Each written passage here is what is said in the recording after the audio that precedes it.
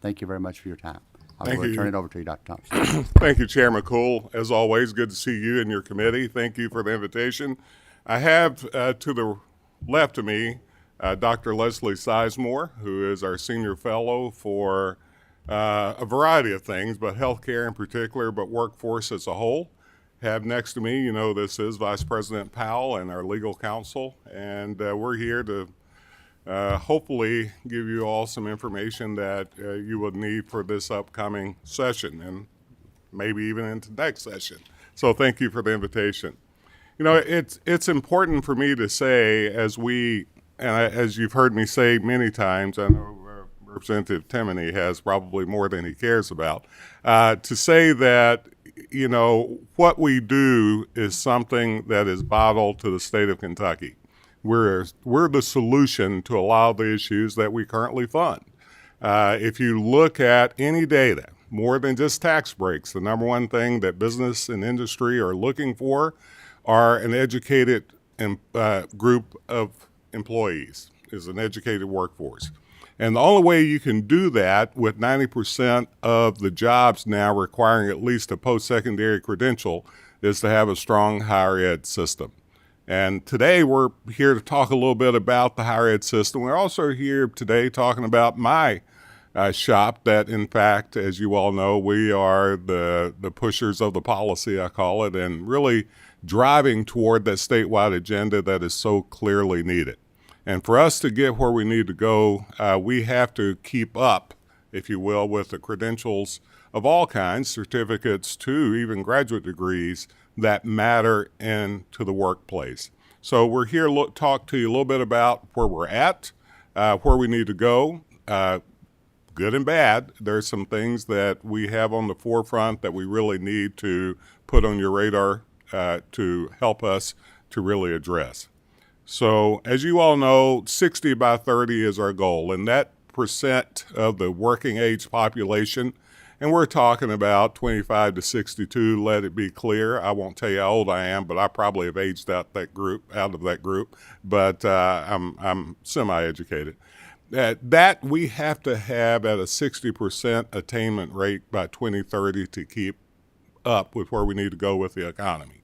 And I'm proud to say that as we look at this over the last 5 years, we're really doing well. We needed about a 1.7% to move forward. We have done that overly done that until the COVID years. And the COVID years has had a big effect on us. However, we've been able to combat the trend even on that nationally. The real issue that we're going to talk about today is the inputs, I call it. I mean, we have a college going rate now of 47.8% to Kentucky. We cannot continue to build out this workforce rate that we're talking about with a college educated group without us getting more of that percentage into college. It's really a little over 50% if you consider about 5%, 5 percentage points go outside the state, but I worry about Kentucky. So what we have here, as you all see, those numbers, last 2 years, we've had a decrease. As a matter of fact, though, that's been lower than the national trend. I don't know if I have a slide here or not. You know how well I follow slides, but if there was a slide here that showed you, we just got our numbers back from the National Student Clearinghouse, found out that Kentucky is number 2 in the nation in actually building out the credentials that matter. So we're very proud of that. Next slide. And by the way, I should tell you, we're now at 50.5%. So who would have ever thought Kentucky would have gotten there, right? Many years ago, we've talked about this. So we're proud to say we're at 50.5% educational attainment between 25 and 62. Here's some of the things I was talking to you about that we're going to have to really ask you all to come with us. We're going to be asking for money, just to let you know, down the road, because we've been very successful, and I'll show you a slide in a minute, to get a lot of outside funding. So much, and as you all know, you know the numbers. I don't talk too much about cuts, but my office has been cut 55% over the last many years. I'm actually less than 1/3 employees that I started with in 2009. So you know, this is an area whereby if we really want to drive, we need to look at how we can do this. This is an area that I'm going to ask you all to think about. If you look at this, and some of these numbers I'm proud of, some I am not, our total enrollment is down overall. Now, we just got our latest data back for this year. So you're going to be happy we're up in almost all categories, and I'll let Travis give you that here in a quick second. But if you noticed, over the 5-year trend in undergraduate enrollment, that will have an effect on the overall degree output. So the students we're getting, we are actually having super success with, one of the best in the country. But we got to get them, once again. But I am proud to say this, Kentucky, we're closing gaps as fast or faster than any other nation, any other state in the nation. So if you look at the total URM public degree, public undergrad degrees and credentials, you'll see over the last 5 years, we're up 30.1%. Very proud of that number. We've got to do better with our low income. We've got to do better with our adult population groups, because the only way we're going to get where we want to go is to have enrollment increases in 4 particular areas that leads to a credential that matters. One is that we've got to get the college going rate up significantly. I'd like to see us at 60% if we could. That still sounds low to me, but that's a goal. We have to get more students to the finish line once we get them, so student success is a big concentration. As you all know, it's the main concentration that we have. The third is we've got to get more out-of-state students here that stay here, that stay in Kentucky. That needs to increase to 40 to 45% if possible. And the fourth is we've got to get more adult learners. We've lost over 60,000 adult learners in the system in the last many years. So this is where we're working with our workforce and others to get more of these adult learners back into the system. So as you see here, this slide is a tale of 2 cities. Very successful once we get them, but we need to get them. That's what this slide basically tells you. Next slide. So here are the things we've done in the last many years. We predicted this, thank goodness, before COVID, just like the mental health issues that we were addressing actually before it became really popular to talk about. But we did some predictions, and we've been able to do some things to really focus on these. These are all grant-funded items that we've been very successful at getting, but it's not a sustainable way of thinking about doing something that should be sustainable. In other words, we launched the nation's first Student Success Collaborative for 2- and 4-year campuses. It's a public-private partnership with James Graham Brown and other funders, as well as with my shop. And it's the first of its kind nationally. There's been some collaboratives, but it's mainly only community colleges. This covers all and private institutions. I'm proud of this. We've added staff focusing on adult learners. So once again, these are items that we've been able to find dollars for.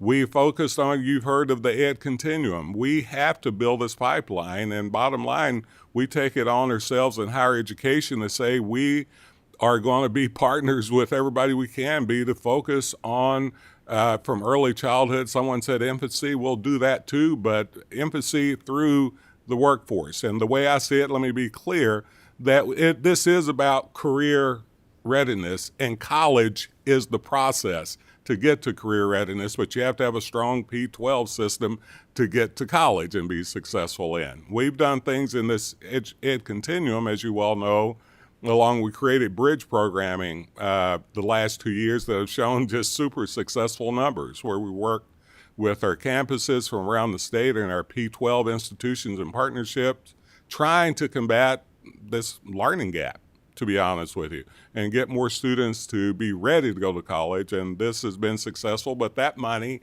we got through a grant fund from some of the HERF monies from KDE, actually. Gear Up. We've expanded Gear Up, which is a federally grant-funded program. We got our data back this past week that says our Gear Up schools are actually not only beating the state's FAFSA fill out, we're beating the nation's FAFSA fill out.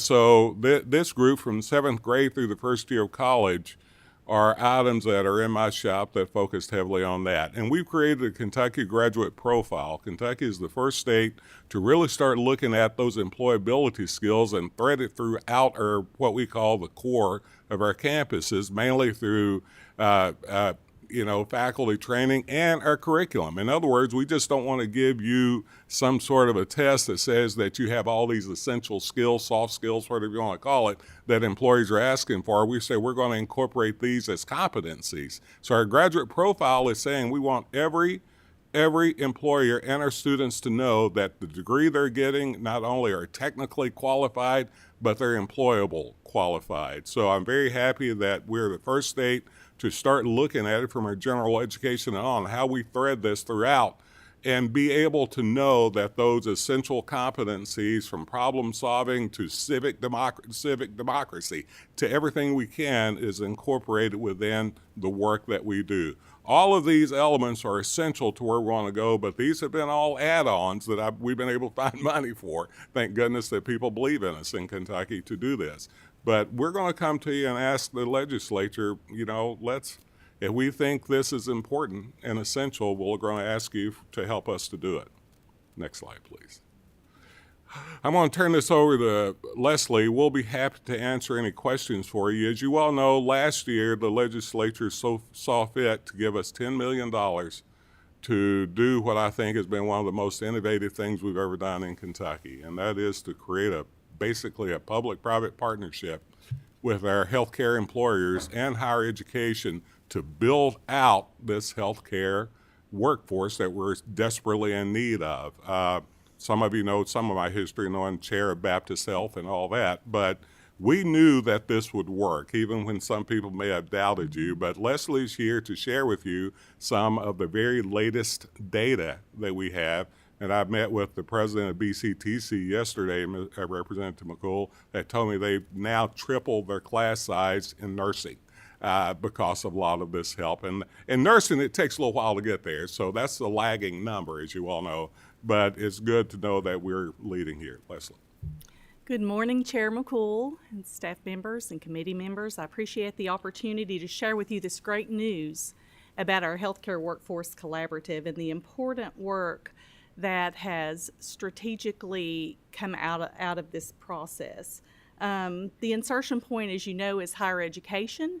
So that is how we anticipate we'll be able to make the change in this workforce.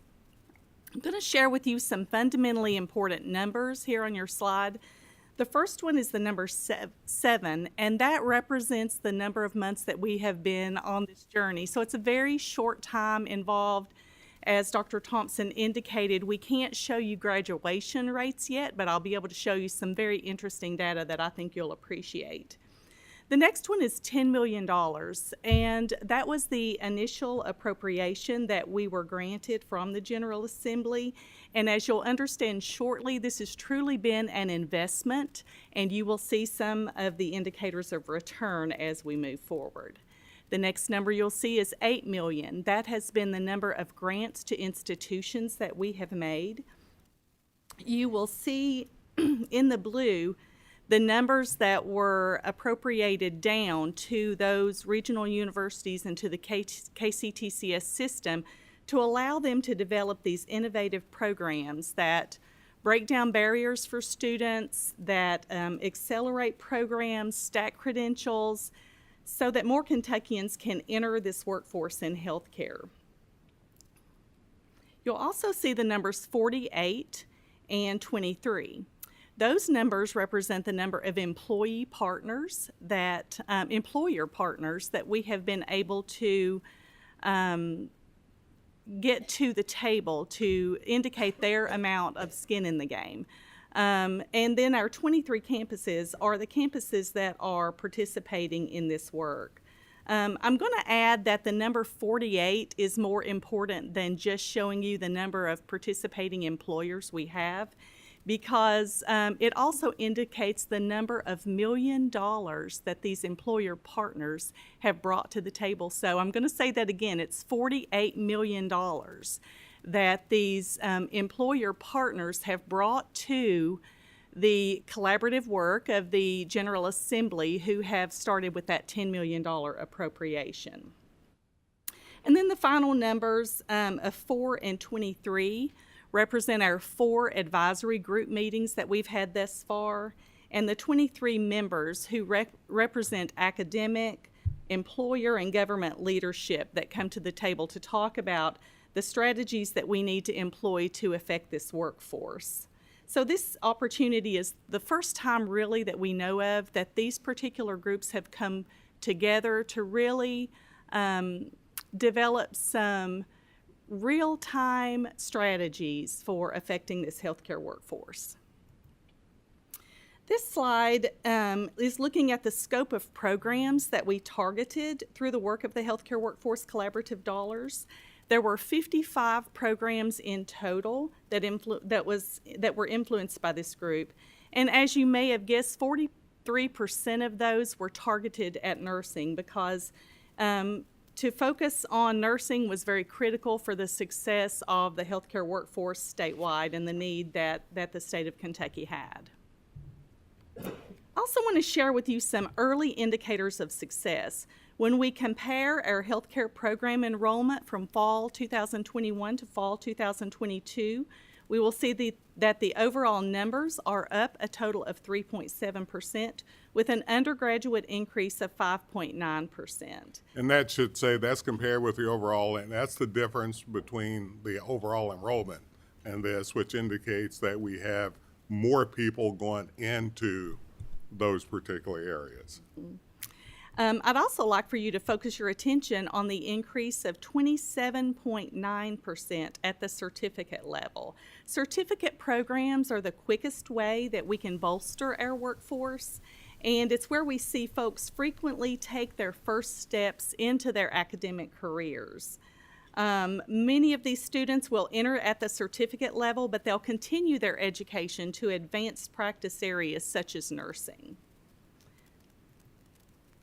Another particularly impressive set of data is related to the underrepresented minority group population. As you may have heard me say in previous testimony, only 4% of our nurses are people of color, and that's compared to 8% of our total population. So as you'll see at the top, overall this is increased by 10.6%.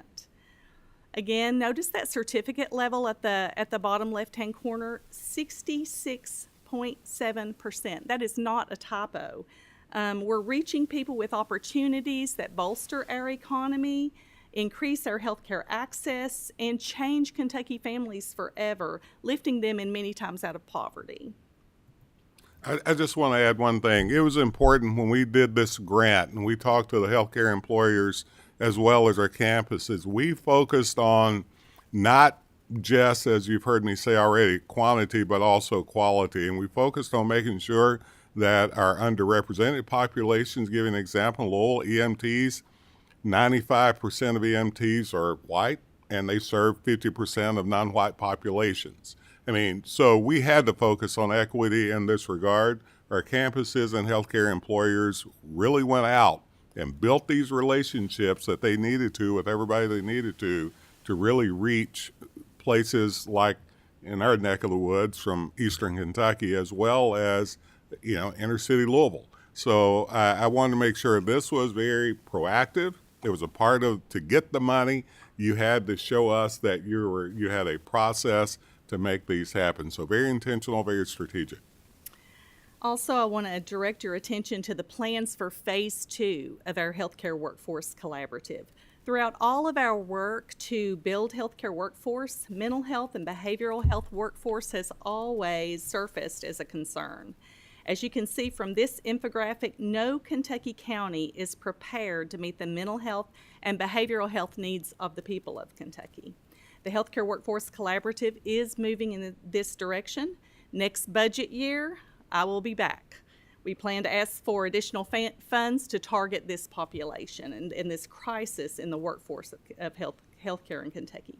So thank you for allowing me to share the good news coming out of this Healthcare Workforce Collaborative.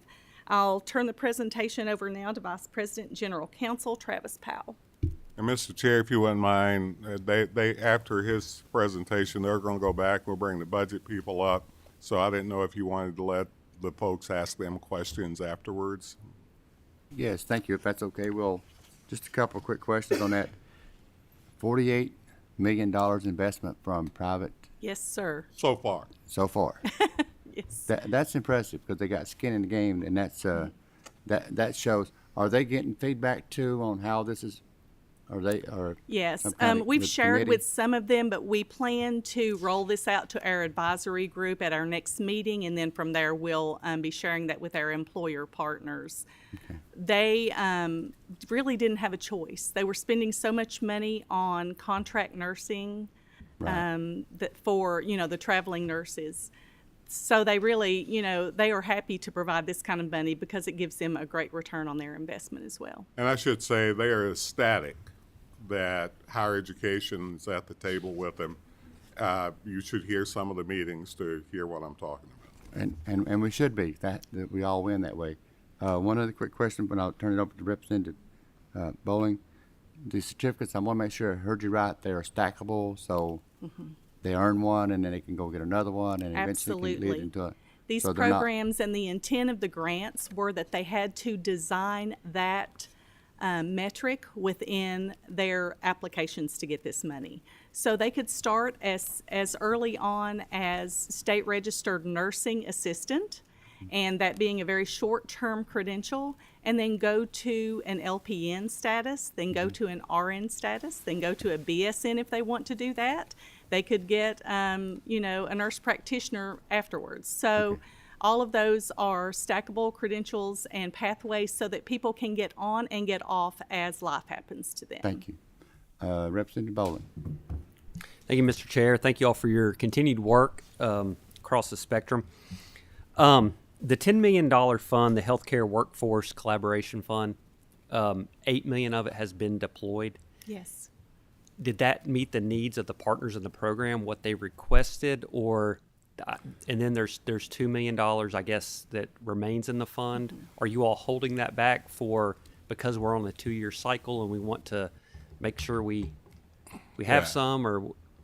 Well, first of all, this is a great question. You have a couple, and I'll make it quick, even though it's a little bit longer than that. What happened was this was an idea that we came up with that we thought would work, partially because I'm in healthcare too. And we knew how much we were spending in other places. I guess we begged toward the last of the session to let us try this, and they did. Now, I brought Leslie on, so a part of that $2 million, like I said, all the things we're doing really innovative, other people are paying for, to be honest with you, soft money. Brought is coordinating on all those other for So the Workforce Development Trust Fund, as you can see in the slide that you're looking at, Bucks for Brains began with passage of the Postsecondary Education Improvement Act of 1997. The program was a key component of that improvement agenda. It has a dollar-for-dollar matching feature, and most of those funds, both state funds and private matching funds, are endowed, and so they provide a perpetual source of funding to support research-related activities. Prior to this current biennium, there were 4 rounds of funding totaling $410 million for the program. House Bill 1, the enacted 2022-24 budget, provides a 5th round of funding totaling $40 million. So when that $450 million over 5 rounds of funding in state funds is fully matched with private donations, this represents $900 million that will be added to university endowments to perpetually support research-related activities at our universities. Just quickly, in terms of how those funds were allocated among institutions, $30 million was allocated to the Research Challenge Trust Fund. According to statute, 2/3 of any funding that goes to the Research Challenge Trust Fund is allocated to UK, 1/3 to U of L, and you can see $20 million allocated to UK, $10 million to the University of Louisville. $10 million was appropriated to the Comprehensive University Excellence Trust Fund. Again, according to statute, those funds are allocated among the comprehensive universities based on total general fund, net of debt service, and net of mandated programs. And you can see the resulting allocation of funds in the bar chart to the right. Next slide, Sean. As you can see in this slide, growth in federal research dollars are highly correlated with Bucks for Brains funding. The red bars on this graph represent Bucks for Brains appropriations for both UK and U of L combined. So over the 4 bienniums shown, that's a total of $350 million for our 2 research institutions.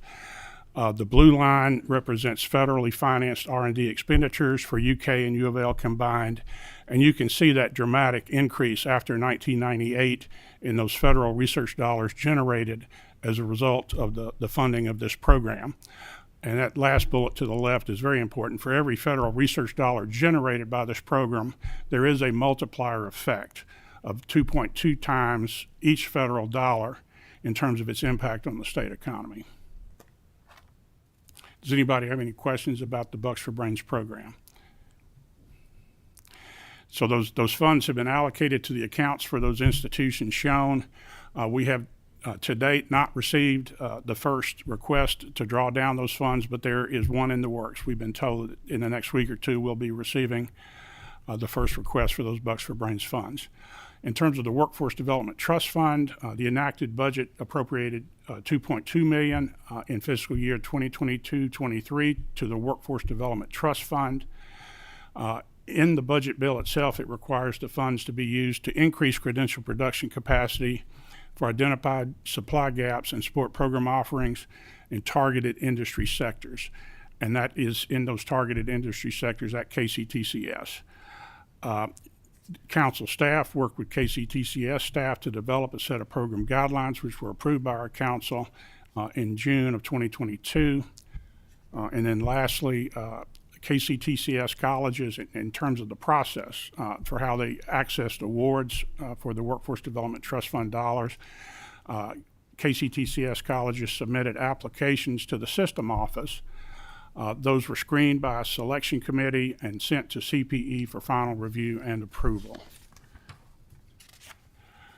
Here are those targeted industry sectors: healthcare, advanced manufacturing, transportation and logistics, business services and IT, and construction and trades.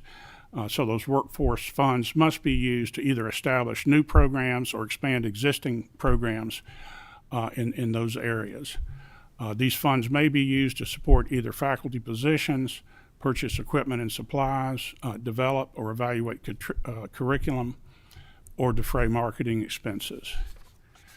And then lastly, this slide is showing the 2022 Workforce Development Trust Fund awards to KCTCS colleges.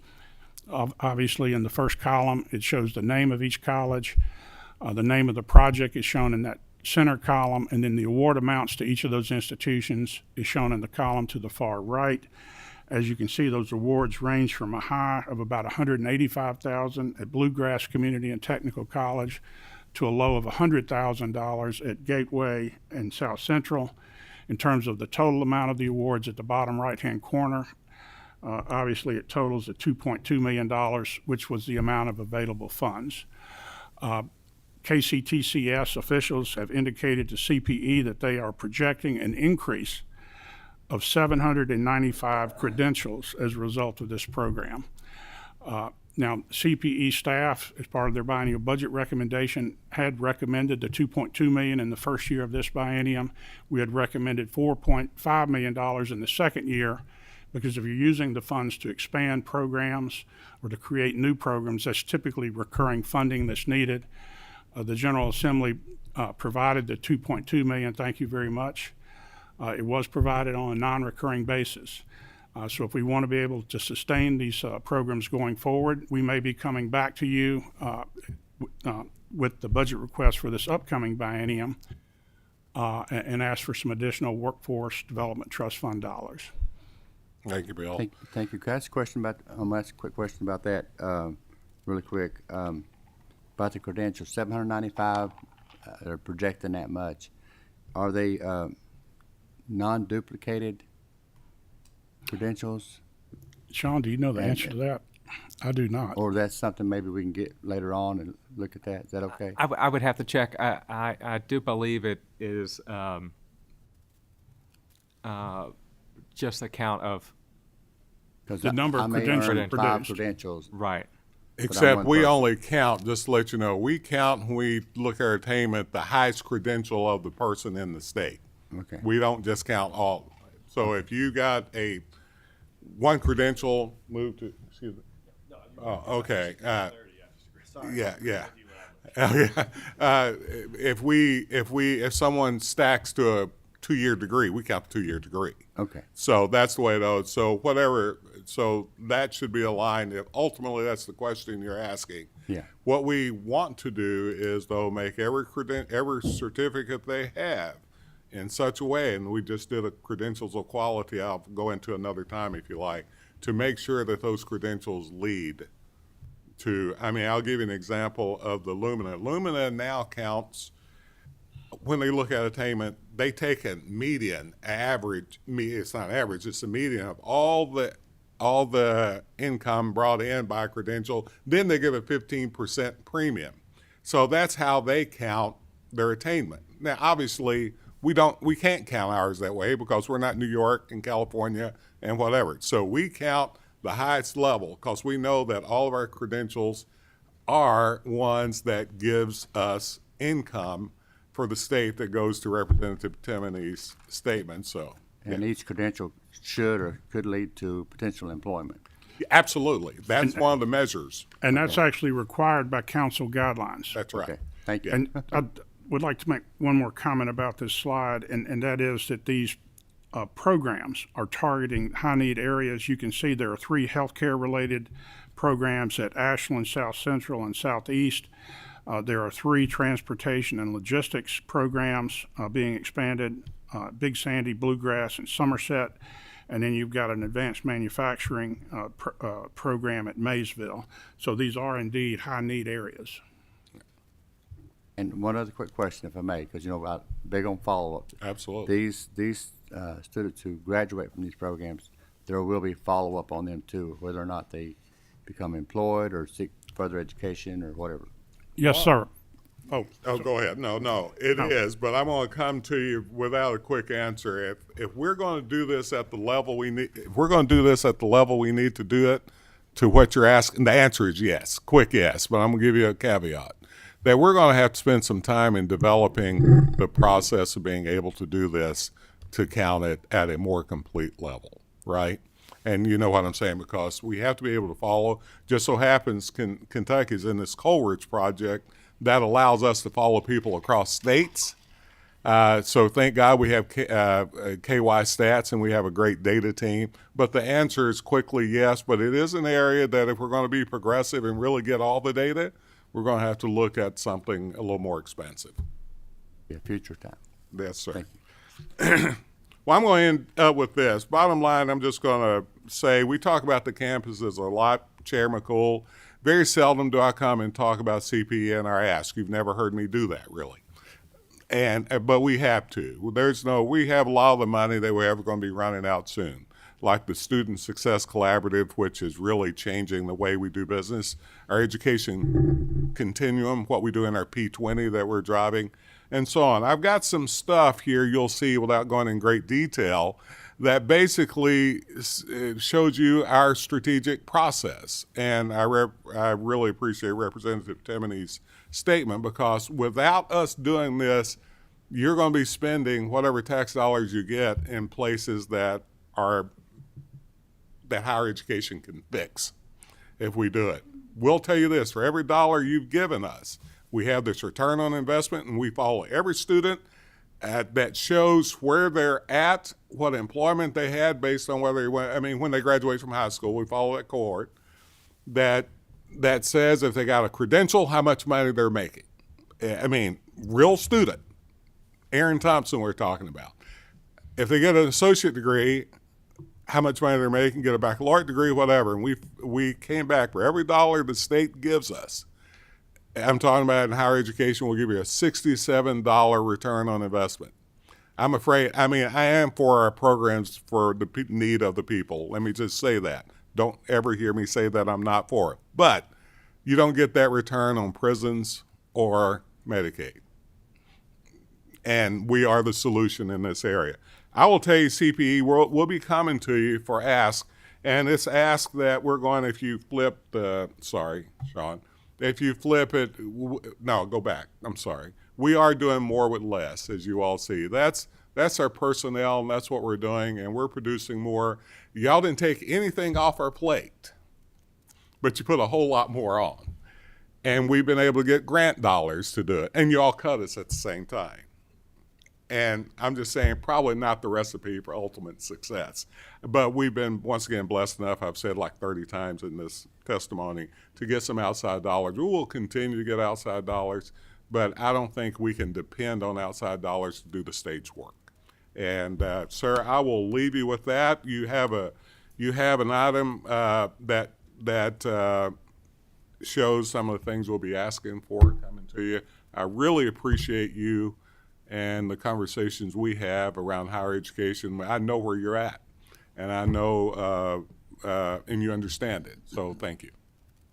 Thank you, Dr. Thompson, and all your staff for today. And like I said, it's very informative and creative. What we need to do is keep building our post-secondary education to be the best in the United States. So thank you for your time. Yeah, thank you.